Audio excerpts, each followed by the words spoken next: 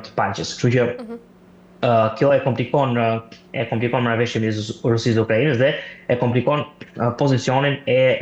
Ukrainës në tavolinë e bisedimeve. Ka pas një marrëveshje me 28 pika, ajo marrëveshje ishte jashtëzakonisht e pafavorshme për Ukrainën. Ka një marrëveshje të re tani me 19 pika, kjo marrëveshje është pranuar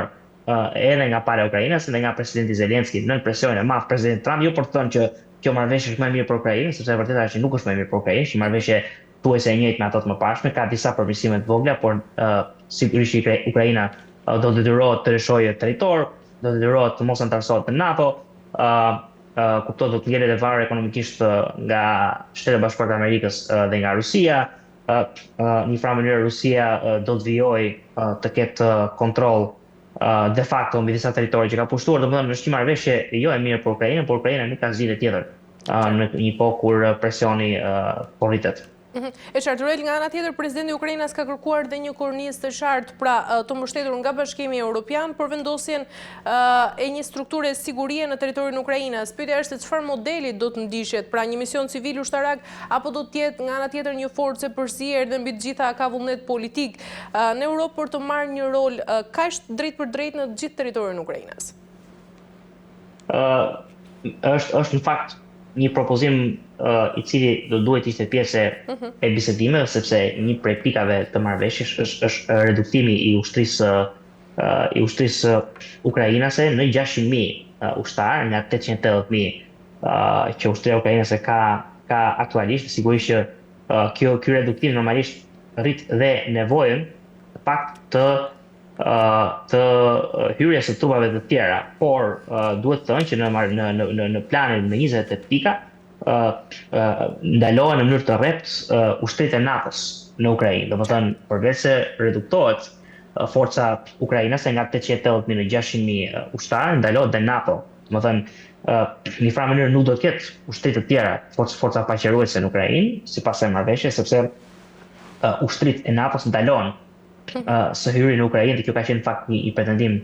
goxha e rëndësishëm rus, sepse sipas Putinit të paktën gjithë arsyeja e nisjes së kësaj lufte ishte fakti që Ukraina kërkonte të fillojë në NATO dhe çfarë ndryshimi do të kishte midis një Ukraine në NATO dhe një Ukraine e cila patronazhohet nga trupat të NATO-s. Domosdoshmë s'ka asnjë ndryshim, pra sigurisht që Putini nuk mund të pranojë një kërkesë të tillë të Zelenskit. Qartë. Ruel, Zelenski ka theksuar gjithashtu se vendimet për Europën duhet të marrin parasysh vetë Europën dhe kjo nga njëra anë sugjeron edhe frikën se marrëveshja finale mund të diktohet pra nga Washingtoni edhe Moska dhe pyet Elin se apo marginalizohet tashmë Europa në procesin e paqes dhe cilat mund të jenë edhe pasojat e këtij përjashtimi për arkitekturën e sigurisë europiane. Europa në fakt është përjashtuar që me ardhmën e presidentit të ri Trump, për arsye se Trump i sheh politikën e jashtme në një mënyrë tjetër, nga një perspektivë më realiste, ku fuqia bën drejtësinë edhe jo morali apo ligji ndërkombëtar, dhe në këtë kuadër duke ditë që Europa ka prej vitesh në gjumë, pra në një farë mënyrë ka një rënje të fuqisë ushtarake, është rritur si zgjeruar si kontinent. Dhe është zgjeruar prodhimi brendshëm brute, por Europa ka probleme të mëdha me demografinë, ka probleme të mëdha me ushtrinë, ka një varësi të madhe ekonomike nga Kina, ka një varësi të madhe energjetike nga Rusia, ka një varësi të madhe ushtarake nga Shtetet Bashkuara të Amerikës, pra Europa nuk është në kushte për të diktuar marrëveshje paqe, pavarësisht se unë jam i bindjes që Europa në fakt ka të drejtë, në sensin që pushtimi i Rusisë Ukrainës sigurisht nuk mund të pasohet me një marrëveshje paqe ku agresori shpërblet, sepse në këtë rast Putini po shpërblet, por cila është alternativa tjetër? Nga ana tjetër, për shembull, pika 10 e këtij plani flet për një garanci ushtarake që Shtetet e Bashkuara të Amerikës ja kanë dhënë Ukrainës, domethënë dhe Rusisë në fakt, domethënë Shtetet e Bashkuara të Amerikës garantojnë sigurinë e Ukrainës dhe Rusisë, dhe në rast se Ukraina sulmon Rusinë, për shembull, Ukraina humbet të garanci. Në rast se Rusia sulmon Ukrainën, në të ardhmen Rusia humbet të garanci dhe i nështrohet sanksioneve të ashpra. Që thotë që në letër po bëhet çështje e mundur që Ukraina dhe Rusia të mos kenë më frikë njëri tjetrit, pavarësisht se sigurisht traumat e kësaj lufte do duan kohë të shuhen dhe ndoshta nuk do shuhen kur. Roel, për ta kuptuar më shumë, a kemi të bëjmë me një progres të vërtet në negociata apo me një taktik presioni për të detyruar këtu Kevin edhe Moskën të marrin pozicione më të favorshme për Washingtonin, sepse Donald Trump sinjalizoi se bisedimet për paqen janë shumë afër, por paralelisht me këtë theksoi se ende mbeten për të parë. Sigurisht që në momentin ku ka një dakordsi mbi një draft paqe me disa pika, sigurisht që është një gjë të dakordsohesh dhe është një gjë tjetër të ulesh në trezën e bisedimeve për të folur në mënyrë konkrete për implementimin e këtyre pikave. Kështu që prandaj presidenti Trump në një farë mënyrë ka thënë që betet për të parë, sepse takimi i jashtëm do duhet ishte midis Zelenskit dhe Putinit. Domethënë pa këtë takim nuk kemi paqe de facto. Kemi paqe de jure, kemi një paqe zyrtare, kemi një armëpushim në vijat e konfliktit, por nuk kemi një rrugë konkrete drejt një armëpushimi afatgjatë që sjell dhe atë që ne quajmë paqe. Kështu që është një gjë të dakordsohesh, siç Zelenski ka rënë dakord pritet përgjigje nga Putini, dhe është një gjë tjetër të ulesh në trezën e bisedimeve për të diskutuar implementimin e atyre pikave. Domethënë janë dy faza të ndryshme dhe prandaj Trump thotë ne kemi arritur një marrëveshje paqe, por do presim të shohim si do të jetë dakordësimi për implementimin e këtyre pikave. E qartë. Roel, presidenti amerikan foli gjithashtu edhe për zhvillime optimiste në komunikimet e fundjavës së fundit dhe ky formulim nxit edhe pyetjen tashmë se për çfarë bëhet fjalë konkretisht, pra mund të jenë këto lëshime të mundshme të Kevit për garanci të reja pra sigurie nga ana e Shteteve të Bashkuara të Amerikës apo nga ana tjetër një rifokusim të diplomacisë ruse nën presionin ekonomik. Shiko, mendoj që vlen thuhet që në një farë mënyrë presidenca amerikane po i përdor të gjithë levat që ka për të ulur Ukrainën në trezën e bisedimeve dhe për ta bërë të pranojë një marrëveshje paqe. Kështu që mendoj që edhe presioni ekonomik rus dhe Europës, fakti që një farë mënyrë çmimet e naftës dhe gazit në Europë janë goxha të larta, është për shkak të sanksioneve ndaj Rusisë, edhe fakti që Trump flet për 25.000 ushtarë të humbur. Unë mendoj që është shifër pak e shfryrë, që 25.000 ushtarë vritën çdo ditë në frontin e betejës, nuk mendoj që kjo ndodh, megjithatë ai shuhet për fryrje të shifrave, por thelbi i mbetet që është një luftë qytetare si çdo luftë tjetër, kështu që në këtë kuadër ai po përdor çdo lloj mekanizmi që të dakordsojë një paqe midis dy palëve. E qartë, Roel, kemi pasur dhe reagim nga ana e Macronit, cili është faqur optimist pra si të tjerë, duke thënë se ekzistojnë kushte reale për përparim në këto negociata dhe kjo nga ana tjetër nxit pyetjen nëse Franca po përpiqet të marrë kryesimin diplomatik evropian apo nga ana tjetër nëse Bashkimi Evropian është thjesht duke u përpjekur të mos mbetet në hije nga negociatat mes SBA-s dhe Rusisë dhe cili është shpytja ime roli real i Europës në këtë tryezë?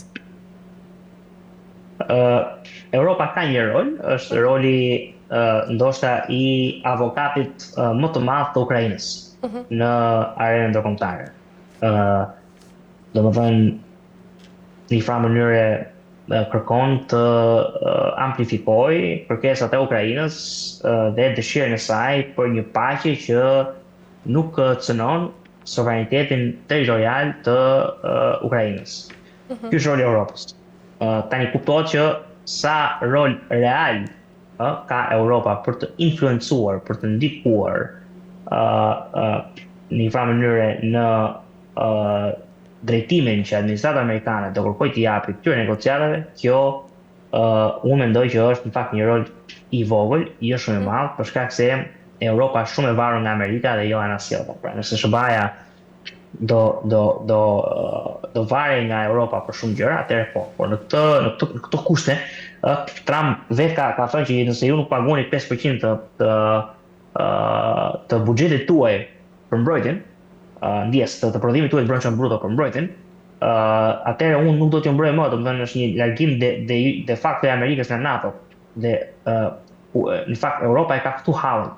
Dhe nëse Trump do t'i thojë europianëve që shikoj ju po vazhduat në veshin tim për Ukrainën, unë do largohem nga NATO, atëherë Europa do ta braktisë Ukrainën, sepse Europa ka prioritet Ukrainën, por ka prioritet dhe më të madh qëndrimin e Amerikës në NATO. Dhe kjo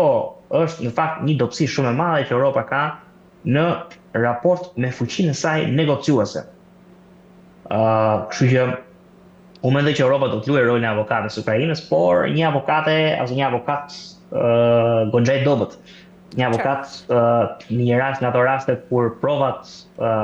ose fuqia ndoshta shqetësisht në krahun tjetër. E qartë. Mirë, Roel, ndjekim tjetër një sirë pas rikthehemi së bashku për diskutuar. Vladimir Putin ka dërguar në Abu Dhabi njerëz që çdo mëngjes i vendosin mbi tavolinë raportin mbi surinë të ashtu quajtur operacioni i posaçëm ushtarak. Si dihet, presidenti rus nuk ndjek mediat, ai lexon atë që i paraqitet nga kreu i shërbimit sekret ushtarak dhe nga ai i shërbimit sekret të jashtëm, i cili për më tepër ka një provojë të gjatë mbi dosjen e Ukrainës që ka nisur tashmë në vitin 2014 me njerëzit e vegjël të gjelbër, që u shfaqën papritur në Krime, nuk është vetëm një çështje reciprociteti për shkak se në anën tjetër tavolinës ishte kreu i padiskutueshëm i inteligjencës së Kievit, dy funksionarë të Rusë janë të vetmit që kanë qenë gjithmonë të pranishëm në mbledhjet e grupit të gjerë negociator, që janë mbajtur në Kremlin para nisjes së çdo delegacioni për bisedimet e pafrytshme të Stambollit, dhe mbi të gjitha konsiderohen arkitektët e samitit të ngushtit në Alaska si dhe lojtarët kryesorë të sekreteve të tij. Prania e tyre në Emiratet e Bashkuara Arabe është lexuar në adresë si një mesazh i qartë. Ne nuk largohemi nga protokolli nënshkruar verën e kaluar, të cilin Donald Trump hoqi dorë të impononte pasi mori parasysh kundërshtarët e fortë të liderëve evropian, alternativisht duke pasur parasysh njohuritë e tyre mbi çështjen e kryershtetin rus. Dikush mendon gjithashtu për një përpjekje të dy liderëve për të bindur palën tjetër se luftimi nuk ka më kuptim. Mirë, Roel, a sinjalizon prania e dy njerëzve të presidentit rus Vladimir Putin në Abu Dhabi një fazë të re negociatash, apo mund të jetë nga ana tjetër edhe paralajmërimi se Rusia nuk lëviz nga protokolli i vitit kaluar? Shikoj, pa një vend thuhet që në një farë mënyrë Rusia është një pozitë pasive, po pret nga perëndimi në raport me propozimet që kanë ardhur nga Ukraina dhe nga aleatët e Ukrainës, si në letrën e Shtetit Bashkuar të Amerikës dhe Bashkimit Evropian. Ne dimë më së miri që ka pas një bisedë telefonike midis presidentit Putin edhe atij turk Recep Tayyip Erdogan, dhe është folur sigurisht për marrëveshje tregtare, është folur për marrëveshje energjetike, është diskutuar sigurisht Ukraina, sepse ne dimë më së miri që presidenti Erdogan në më shumë se një herë ka kërkuar të ndërmjetësoj ose të shërbejë si tryezë bisedimi për dy liderët, për liderin e Ukrainës Volodymyr Zelensky dhe për presidentin rus Vladimir Putin. Kështu në këtë kuadër ka pas një bisedë frydënëse në raport me Abu Dhabi. Nuk besoj që kanë një dyshim nga protokolli i kaluar, janë thjesht çështje specifike teknokratike që nuk është se kanë një relevancë të natyrës gjeopolitike, por kjo biseda telefonike në një farë mënyrë foli dhe për faktin që